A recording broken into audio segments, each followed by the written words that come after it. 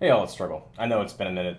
I've been kind of taking a break to focus on writing my novel. So, I'm taking a break from that break to kind of cover this Lieutenant Colonel Scheller thing. I've been following it for a minute, and I was content to not wade into it because my immediate reaction to his first video was kind of the opposite of the popular opinion at the time.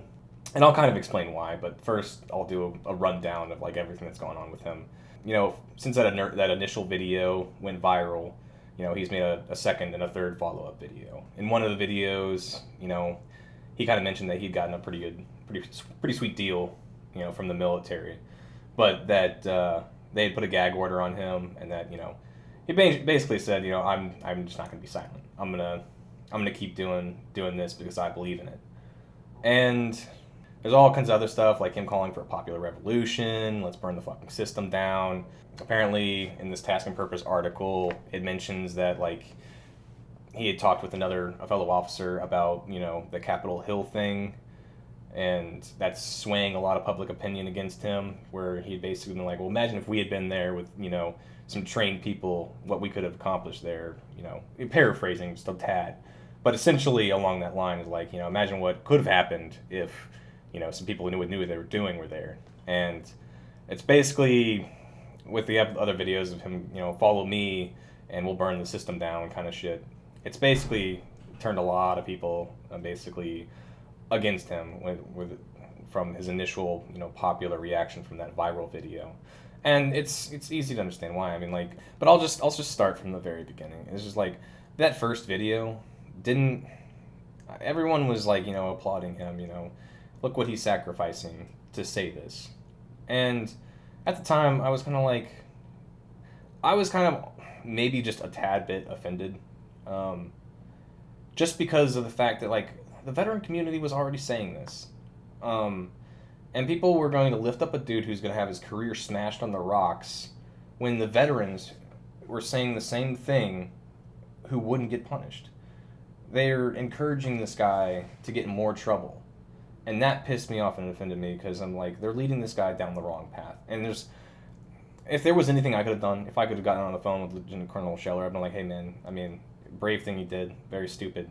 But, wait for your commission to, expire, and if you have more to say it. But obviously there was no way for me to get in touch with this guy, and, just the mass of people, cheering this guy on to burn his fucking life down was just going to win. And I kind of hold people responsible for that. This guy's he's a devil dog, but he's still a brother in arms to me, even if I was Air Force. But even from that first video, I kind of knew. I was like, this. He's not the first guy. I know plenty of veterans. I'm a veteran myself. I knew plenty of people who took the end of the war and the way that it happened, in a really bad way. I had a lot of phone calls with buddies who, were about how, fucked it was. That just goes to show you just, how affected the veteran community was. And, this guy was a active soldier at the time, but he's still technically, a veteran. He's invested in this region, and it affects you. You get invested, and when, at the very least, what the country owed us, the government, was, at least after 20 years, all these veterans, what they deserved, what we deserved was, a dignified withdrawal. Something that at least on the way out, we could be proud that we did right. And it was completely fucking bungled. And now that's always going to be our Saigon. It's always going to overshadow, the history books, the fall of Kabul. I see in this, Task and Purpose article down below is that he had someone that he knew die in one of the, the last attacks there. Right, like, either right before that first video was released, which probably weighed in on his decision making. But it's clear to me that this guy, had brought some baggage back with him, and that the war ending kind of just made him snap. And that's why, like, when that first video came out, I wasn't cheering him on. I knew that this was something that he was doing in not the right frame of mind to be doing it. He took no time to process the war coming to a close. He took no time to really reflect on what his commission meant to him in the wake of everything happening. He went the route of the emotional reaction by plastering this video out there, accusing the generals and stuff of wrongdoing, leveling charges against them, and and while he had good critiques, like why did we pull out of Bagram before the evacuations were complete? That's our stronghold. Why would you give that up before everything there is completed? That should have been the place that people withdrew to, not the one that you abandoned to the place that's less secure. But again, this is stuff that other veterans were already saying. And we're in a position where we can say whatever we want pretty much and get away with it because we're not under the UCMJ. There's nothing binding us to not criticize generals or the military, or the politicians or the very military system we were a part of. It's part of the benefits of being on the out. And what he should have done, if he had more to say, was he should have taken the deal after he was locked in to that first video and basically having to resign his commission. Is he should have taken some time. He went viral. He made a very big decision. He should have taken some time to breathe, to process everything that was going on, how his life had been upended, and to really get back into a better frame of mind and figure out what his plan would be. But all this positive reinforcement from people telling him, really fucking let him have it kind of stuff. I really approve what you're doing. We got your back. Give it to him. It was, I think it gave him the wrong idea that, that he could be shielded from some of the ramifications. And I believe, I don't have any proof, that he probably had a pretty stellar career before this point. Probably had never found himself on the wrong side of the UCMJ. I found myself on the wrong side of the UCMJ, one time. I got an LOR, an MFR, control roster, and all that stuff. And I think if he had ever had a situation where he had been on the other side of the UCMJ like I had been, he would have never looked down the barrel of that loaded gun and been like, you know what? I'm going to fucking stand in front of this and let it go off. Because it's not a fun place to be.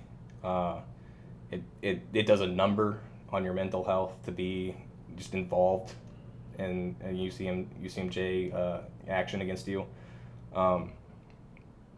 And with everything else going on, the stuff going viral, probably brought back some, a little bit of mental baggage from Afghanistan. He certainly wasn't in a headspace to make the decision to keep making videos while he was in. And it certainly was a smart idea. And I do blame people for encouraging him to continue without knowing what those ramifications would be, because he's going to be the one that's going to pay for it. And 6 months from now, the people that encouraged him are going to be nowhere to be found. And if he thought that they were going to protect him, they're not. And that's shitty, for him. But I've seen some other stuff on here. Apparently, someone saw a corner of a book on his desk, which apparently was some kind of like fascist manifesto. But without them actually seeing the cover, I'm not gonna be like, okay, yeah, this guy has that. But even if he did, I gotta chalk it up to the mental health thing. Apparently this dude was fucking slippings from all these combat deployments and the stress of it making him unhinged. But not to make an excuse for him if he really did have that book on the table for this fucking video, but come on. Look at the other, look at all the other context clues. Him having a fucking chessboard set up in the second video, like he's playing some long game, like he's some, Hollywood villain or something. It's very weird. I got that vibe from the first video, and it only gave me that weirder vibe upon the second and the third. Honestly, the more I saw from this dude, the more I was like, man, they need to get this guy some mental help before it's too late. And I think in some regards, the leadership let him down, by not stepping in and be like, well, okay, hold on.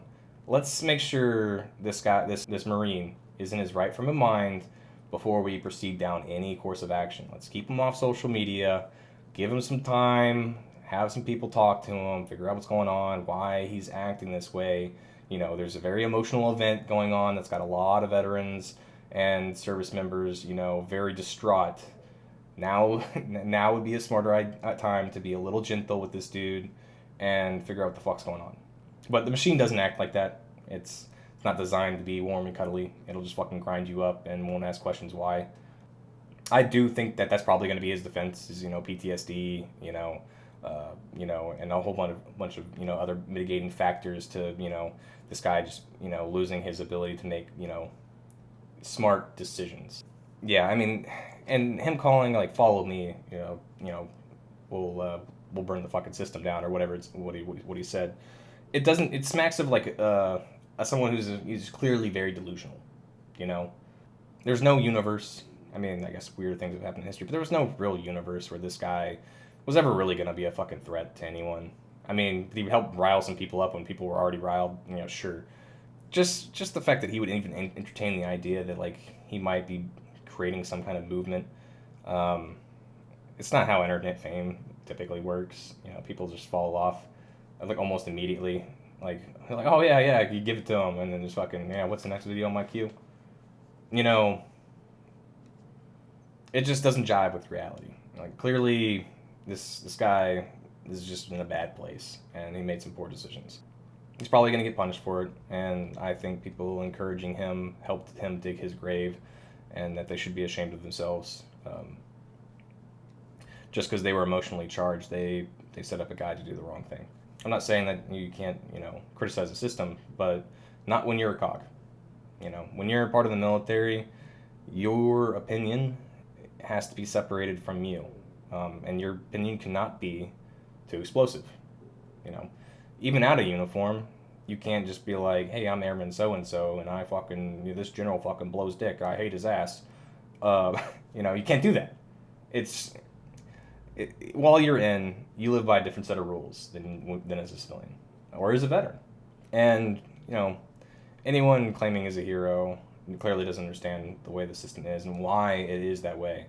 God forbid there was a universe where this guy was saying this stuff, inciting and getting traction on people wanting to create a revolution, and he actually fucking did it. You think this guy had any idea how to fucking, lead a country through a fucking popular revolution or a coup? No. This guy's not in his frame of mind to do that. God forbid if he actually did, it'd be fucking awful. And the people that, are encouraging this revolution talk from him clearly have never been in one. They've never been to a country that's, had a long civil war. It's fucking awful. People that encourage that are fucking idiots. It's not pleasant. It's not this thing that you read in the fucking history book that makes the American Revolution seem pretty. Like, people forget how fucking awful that was because it's been a couple hundred years. And some people, of course, would be like, oh, well, you're disparaging this honorable man for doing this thing, blah, blah, blah, and, well, blah, blah, blah, the system sucks. It's like, okay, well, you think you're really going to get people to motivated to do something that extreme when they can't even fucking be bothered to protest or write their fucking senators and put some pressure on them? You're fucking out of your mind. And that's the route it should always go before it gets to that fucking point. Why is it... This country has such a fucking fascination with revolution and bloody conflict. We just got out of Afghanistan. Why would anyone want to advocate for that? More conflict. The route should always be, protest first, Get some pressure on the government, because, nothing makes a government more, jittery than a bunch of its citizens being out there fucking pickets in front of their fucking, Capitol building being like, hey, you fucked up, we hate you, fucking do something about this, or we're going to vote you out, or, whatever. Just putting pressure on them to make them realize that, oh, fuck, yeah, we should probably do something. And it feels like a lot of the times, like, the populace is so apathetic and comfortable that all they are is talk, They would rather bitch about it online than organize an event to go picket. That's the sad state of things. You'd rather encourage this man to burn down his fucking life than organize, a protest in front of the Capitol building, And if it doesn't get results the first day, fucking, organize another one. Organize as many protests as it needs until the message is clear that, hey, we want someone who's going to be held accountable for the way the Afghanistan war ended. Why did it go this way? Why did we lose? You know, demand an investigation. Push for someone to be punished. And make the system realize that, hey, if you bungle, you get fucked. Like, not in the bad way, just in, hey, you lose your career and you're on the out now. You're no longer a politician. You're no longer a general. You know, you gotta fucking shut up and get out. But, yeah, it's just people. And I guess I don't really have any more to say. I think I went out on a tangent there at the end. But I wish the best for this dude, because I hope he bounces back from this. I'm sure he's going to get some prison time. I wish the system was kinder to someone who's clearly going through, something, some kind of psychotic break, because this is not a rational thing to do. Passionate, maybe, but not rational. Yeah. Peace.